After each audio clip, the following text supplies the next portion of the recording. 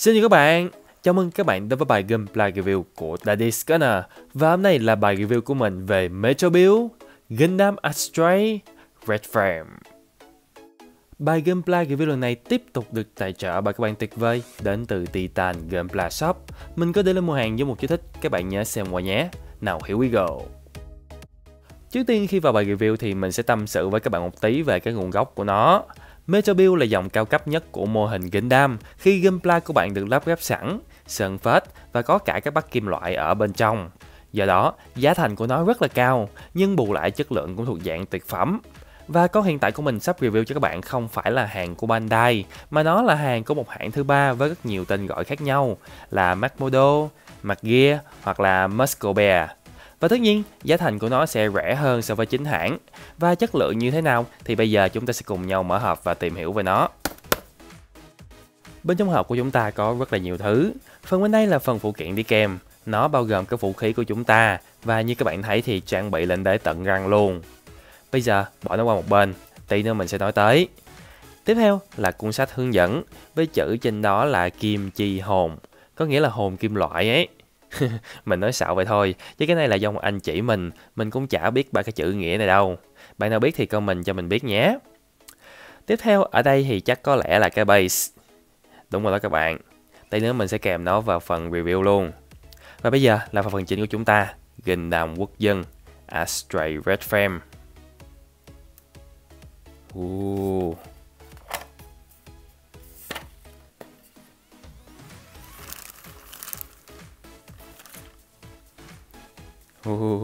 Shit, nó nặng bất ngờ luôn. Mình đã lường trước là nó sẽ nặng, nhưng không ngờ nó lại đã đến như vậy. Ok, vì bây giờ đã xong phần unbox thì mình cũng bắt đầu cảm thấy phấn khích với nó rồi đó. Bây giờ thì mình bắt đầu review đây. Trước tiên về mặt ngoại hình thì mình có thể nói Metro Build Astray Red Frame. Các bạn cũng biết rồi đó, trông cực kỳ tuyệt vời. Nói như thế cũng không ngoa do không phải khi không mà Astray Red Frame lại mang danh Gundam Quốc dân đâu. Bandai đã rất khôn khéo khi lấy hai thứ mà hầu hết tất cả những thằng con trai đều thích. Đó chính là Gundam và Katana kết hợp lại với nhau để ra một con Gundam rất bắt mắt như thế này. Và đặc biệt hơn nữa, các bắt kim loại được gắn vào lại khiến Astray đẹp hơn bao giờ hết. Để xác định các bắt kim loại thì mình có làm một bài test nho nhỏ, đó chính là quăng con Gundam vào tủ lạnh, đóng nó lại, đợi 5 phút sau đó lấy nó ra. Tiếp tục ngồi sờ xem phần nào lạnh hơn thì phần đó là phần kim loại. Thì theo mình biết, các phần kim loại trong con Gundam này bao gồm phần này và phần này. Phần eo này thì mình không biết có phải là kim loại hay không, do lúc đầu thì nó lạnh, nhưng về sau nó không lạnh bằng cái phần này. Nguyên phần háng này là bằng kim loại. Phần màu đỏ bóng này trên chân. Và cuối cùng là phần bàn chân. Do có rất nhiều chi tiết bằng kim loại khiến cho bạn có một cảm giác rất đầm và đã tay khi cầm Gundam lên. Và cái khớp cũng rất là chắc chắn do nó làm bằng kim loại luôn. Và mình bắt đầu thực sự thấy thích em nó rồi đó. Màu sắc của kit lần này cũng là một điểm cộng dành cho nó. Có tới tổng cộng 4 tông màu đỏ được lồng ghép với nhau rất là tinh tế. Trước tiên, màu đỏ nhựa truyền thống xuyên suốt toàn bộ Gundam. Tiếp theo là cái màu đỏ sẫm hơn một tí và các bạn có thể thấy rõ nhất là ở phía sau lưng. Kế đến là màu đỏ hồng được sơn bóng rất là đẹp mắt. Và cuối cùng trong số đó chính là màu đỏ kim loại óng ánh trông cực kỳ tuyệt vời. 4 chất đỏ cùng với bộ giáp trắng đem lại vẻ ngoài đẹp mắt và không kém phần mạnh mẽ cho Gundam. Ngoài ra, các phần sticker trên giáp cũng tăng thêm độ chi tiết của kit của bạn. Các sticker tuy nhỏ nhưng rất rõ ràng, đường nào ra đường đó, và theo mình nghĩ nó sẽ không dễ chóc ra đâu. Tuy nhiên, do là hàng của hãng thứ ba nên cũng sẽ có một vài chỗ không được chăm sóc kỹ. Ví dụ như bạn cũng sẽ phát hiện một số ghẻ ở trên pack, cộng với các đường sơn không được chi tiết cho lắm. Tuy nhiên, suy cho cùng thì giá thành cũng chỉ 1/2 hoặc 1/3 so với hàng chính hãng, nên mình cũng khó có thể phàn nàn được. Tiếp theo là phần biên độ cơ động, thì ở kit lần này nó tầm 50-50, tuyết ở nhiều chỗ và cũng ở nhiều chỗ. Nhưng trước khi đi sâu hơn thì mình sẽ tháo cái phần sừng ra trước, và lý do gì thì tí nữa mình sẽ nói sau. Về phần đầu, bạn có thể nhìn lên được tầm bao nhiêu đây và nhìn xuống được tầm bao nhiêu đây. Khớp vai có thể di chuyển ra trước sau cũng như lên xuống. Khi bạn chuyển động thì phần giáp đen sẽ đi theo, các phần phía tông ở bên trong di chuyển luôn, nhìn rất là thích mắt.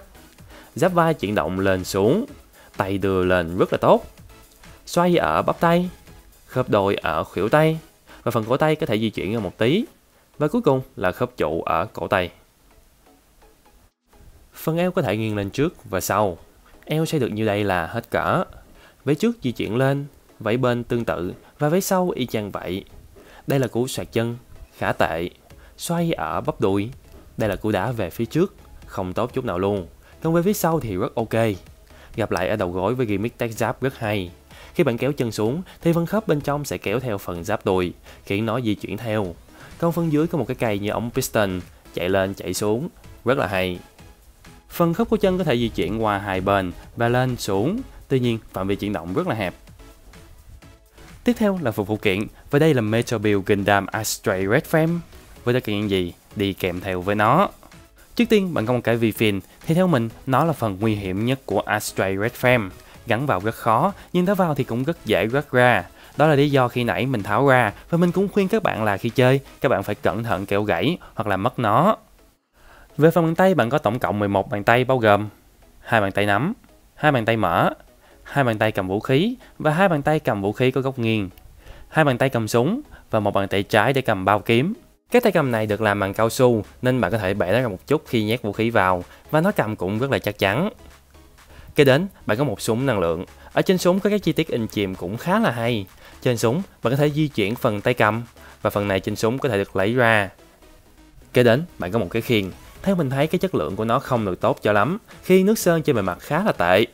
Trên khiên, bạn có thể di chuyển phần này lên xuống. Phần nối vào cánh tay bao gồm 3 khớp, 1, 2 và 3, nên phạm vi chuyển động của bạn rất là thoải mái. Ngoài ra, bạn có thể trượt nó dọc theo phần khiên. Phần tay cầm dưới đây cũng có thể lật qua lại. Cạnh báo một tí nó rất là nhọn nhá. Tiếp theo là phần backpack, thì phía sau bạn có thể di chuyển phần này và phần này. Cúc đỏ này có thể được lấy ra để gắn chui kiếm năng lượng vào dễ dàng hơn. Backpack được gắn vào lưng bằng 2 lỗ, một ở đây và một ở đây, do đó nó nằm trên lưng rất là chắc chắn. Và điểm đặc biệt nhất của Astray Red Frame đó chính là thanh katana làm nên thương hiệu của nó, thanh Zebra Straight. Nó được cấu tạo từ 3 bộ phận bao gồm lưỡi kiếm, đốc kiếm và chui kiếm. Bạn có thể tháo cả 3 bộ phận ra như thế này. Tất nhiên, đi kèm với thanh Zebra Straight là vỏ kiếm của bạn. Bạn có thể nhét thanh katana của bạn vào trong vỏ kiếm, rất là mượt mà. Và mình không bao giờ chán khi làm việc này cả. Ngoài ra, bạn có thể tháo phần này ra, xoay kiếm lại để phần lưỡi quay lên trên. Nói chung là bạn muốn đeo kiểu nào cũng được, mình thì mình thích vậy hơn. Và kiếm được gắn vào Astray bằng một cái lỗ ở phía trên bắp đùi.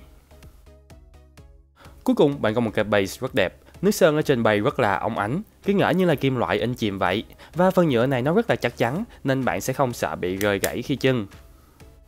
Vậy là đã xong bài review. Mình khá hài lòng với Metal Build Gundam Astray Red Frame lần này. Tuy không phải là hàng chính hãng, nhưng mình có thể thấy Muscle Bear đã rất nỗ lực trong việc bắt kịp với chất lượng của Bandai. Tất nhiên là cũng sẽ có một vài lỗi, ví dụ như là nước sơn và độ chi tiết thì không có bằng. Nhưng với cái giá là 1/2 hoặc 1/3 thì mình cũng không soi mói gì mấy. Dù sao đi nữa, có một em Gundam với chi tiết kim loại cho nó lấp lánh dưới ánh đèn ở trên kệ cũng rất là vui. Và đó là ý kiến riêng của mình. Còn các bạn thì sao? Comment cho mình biết nhé. Và bạn nào muốn mua cho mình một em thì lên mua hàng của Titan Gunpla Shop đã có sẵn với một chú thích. Liên hệ để được giá tốt nhất đó. Mình là Đi. Một lần nữa cảm ơn các bạn rất nhiều vì đã dành thời gian xem video clip của mình. Để lại một like nếu các bạn thích. Và đừng quên trở lại để xem thêm các bài Gunpla review tiếp theo nhé. Xin chào và hẹn gặp lại các bạn.